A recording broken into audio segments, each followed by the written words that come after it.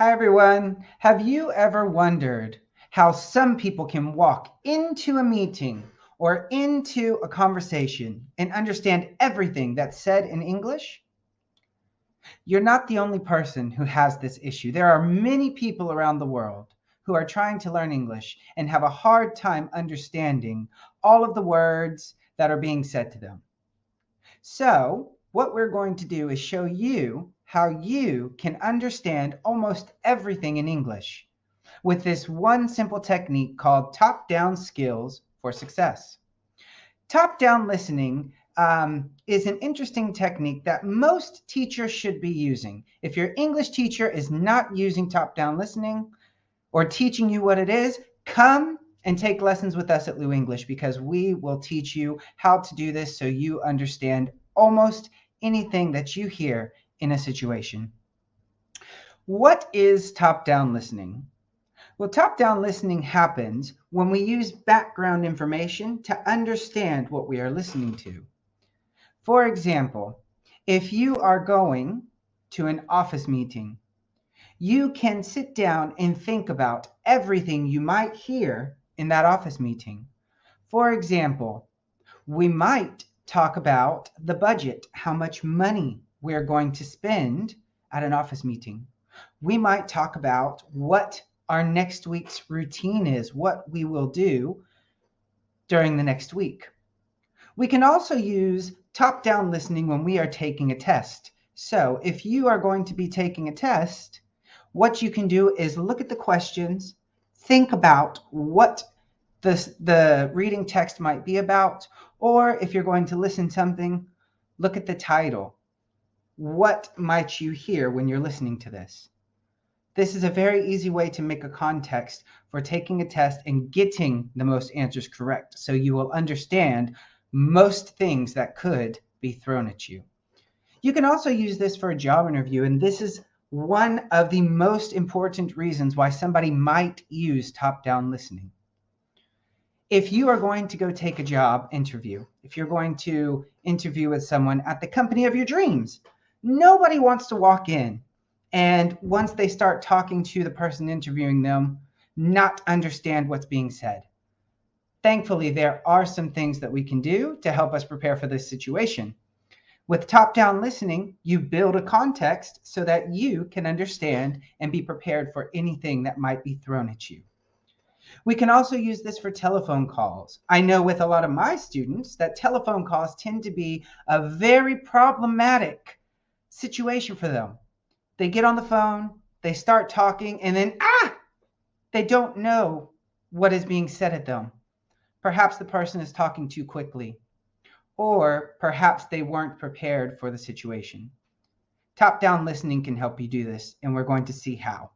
The next situation that you can use top-down listening for is talking to your clients. It's the same with sales. Whenever we're going to sell something to someone, we have to think about what is going to be going through their mind. We have to think about what they might say and prepare an answer. That way we can overcome that no that they might throw at us. Top-down listening is doing just that, and you can use it for any situation. So let's jump in and see what exactly we need to do first. But before we do that, I want you to take a look at this picture. This is a man, and he is going to get ready for the morning. We're going to talk about his morning routine. Right off the bat, we can look and we can see 5 different things that he's going to do. The picture does not have them in the correct order, though. So what can we do to put them in the right order? Excellent. You are going to use what you already know to put these into the correct order. This is a very basic example, but you can do this in even the most complex conversations that you find yourself in English. So for this man, the first thing we're going to say is he gets up early in the morning. Then he's going to have breakfast. Then he's going to get dressed. Then he's going to go to work. And then he's going to start working. You already know how to do this. Everybody in the world knows how to do this because this is what people do. And it doesn't matter what language you speak. People do this when they get ready in the morning. This is the important thing about learning a language. You need to be able to connect those dots and understand that we can use our background information to build a context so we understand. Now, how do we do this? Well, there's a couple things that we can do. And the first is just to think about everything that could appear. Let's take a look at what a context is. We have to think about how we listen, and we have to make a technique for it. So how do we build a context so that we are prepared for anything? Let's look at these examples here. So up here, I have an example of some people playing American football. Let's go through top-down listening in this situation so we can understand how to build a context for this. If we know we are going to go to a football game that is going to be in English, the first thing we do is identify the topic. This one is simple. A football game, that is our topic. If we're reading something or we're going to an interview, we need to identify the speaker. So understand who you are going to talk to and know the reason you are talking to them. When you do this, you can think about things they might say. We need to make a prediction. We need to be thinking about what we might hear in that situation. If I go to a football game, I might hear people saying goal. So it might be in my best interest to look up what a goal is. That way, at the game, I'm not completely lost in a different language. We might also want to look up some important vocabulary like goalie, touchdown, referee. All of these things have to do with the football game. So look up some of these words, make note of them. If you're going to an interview, write down some important topics and study them. Do it before you go to the interview. That way, when you get there, you smash it. And the people are not looking at you like, why is this guy here? The next thing you do is form some pictures in your brain. We know we're going to a football game. What might we see there? What could happen first? What could happen next? What could happen after that? Think of it as one big story. You are the writer. You are putting the words and the puzzle pieces in place. So make sure that you know exactly what is going to happen so you can prepare for any language that might pop up that you might or might not know. The next thing is to stay focused when you're in the situation. If you are going to a football game and you know it's not in your first language, listen very well, very closely to what the people might be saying over the loudspeaker. This is even more important in a job interview. If you go to a job interview and you are not listening, you're probably not going to get the job. Likewise, you might not be able to understand everything they are asking you if you are not listening very closely. The next is to take notes. Do not be afraid to take notes with you. If you are going into a job interview, write down some questions. Use it as a guide. If somebody is familiar with working with people who do not speak English as a first language, they will not be upset with you. I always tell my business students, when you're going into a work meeting, have a list of what you're going to talk about. When you get up to talk in front of your clients, say, give me a moment to get ready. And then plan out what you're going to say. Plan out how you're going to move through your notes. Every student I've told this to has had massive success, and they really enjoy the method. We do the same thing in English. Don't let people tell you that we do not do this, because we also plan out what we're going to do and what we are going to say.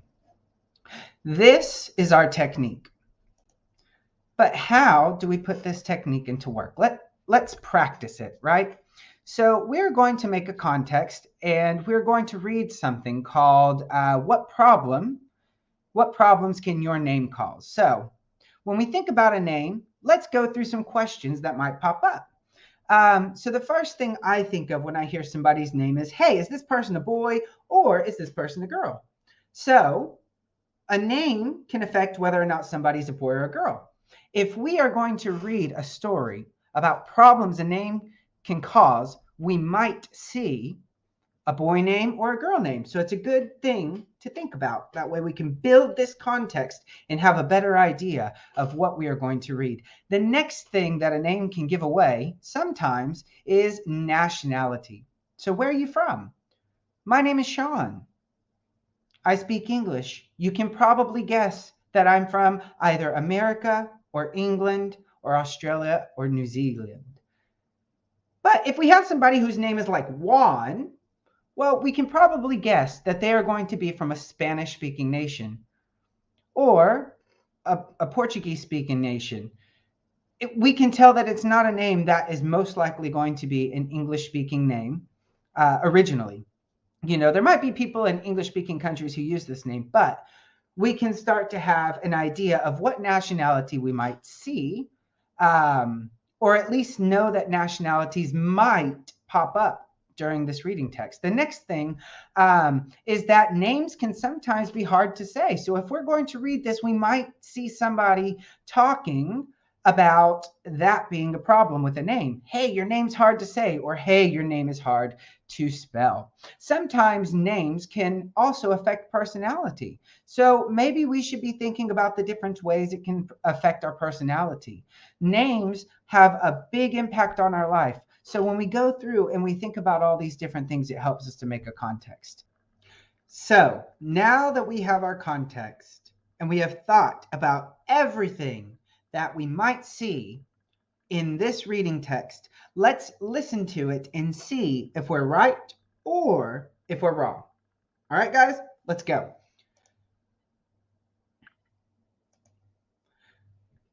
What problems can your name cause? Many parents find it difficult to choose a name for their new baby, but their decision can be very important.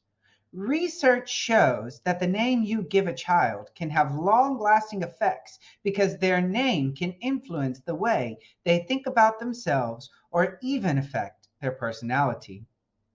For example, if parents give their baby an unusual name or one with difficult spelling, it means the child always has to explain their name to others.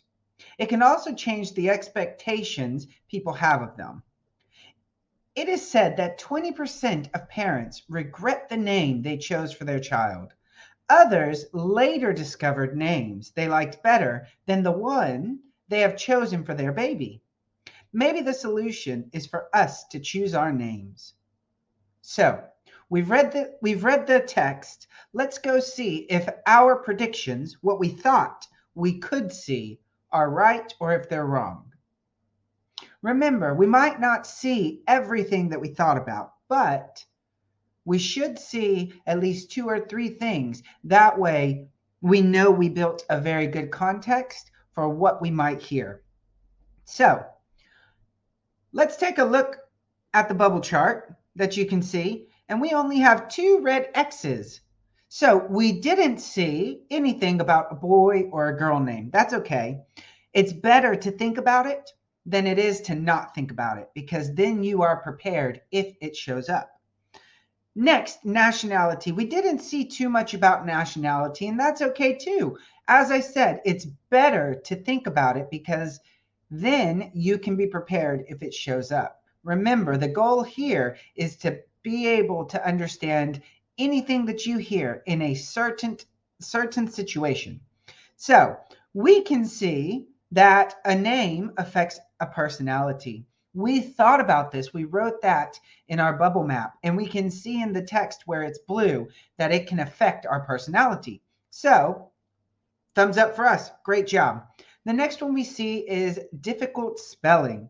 We didn't say difficult spelling when we were making our context, but we said hard to spell. So as you can see, that is something that appeared here, so it can help us to understand it. Excellent job to us. The next thing we see is explain their name to others here in red.